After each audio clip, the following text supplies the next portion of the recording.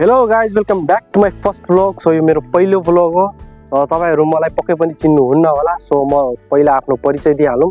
मेरो नाम कृष्ण सिन्चुरी हो र मेरो घर मध्य प्रदेश 2 सिराहा जिल्ला को नगरपालिका लाहान 17 मा पर्छ।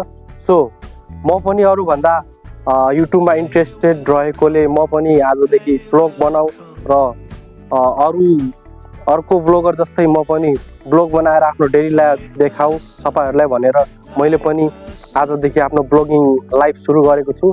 सो प्लिज तपाईहरु सपोर्ट गरिदिनु होला र धेरै माया दिदिनु होला, किनकि म पनि एउटा नचिनेकै फेस हो। युट्युबमा पहिलो दिन आएको हो र अरू ठुला ब्लगर जस्तै म पनि चाहन्छु कि म पनि पुरै नेपालभरि प्रख्यात हुँ, विश्वभरि प्रख्यात हुँ।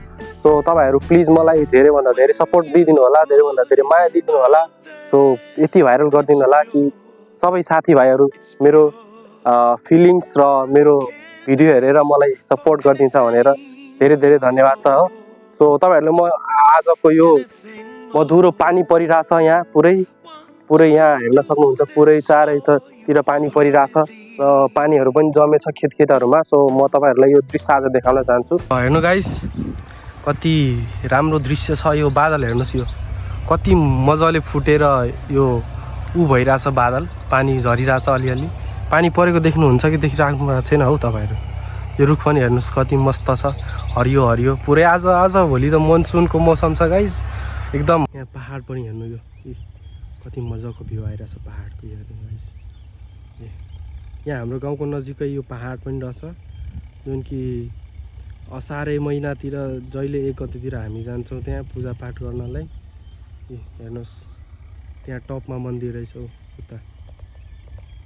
यो सबै खेतीको दृश्य हो गाइस। यो सबै धान रोपेको छ यो सबै, र योमा बाढी आएर पानी पसेको, पानी जमेको हो गाइस।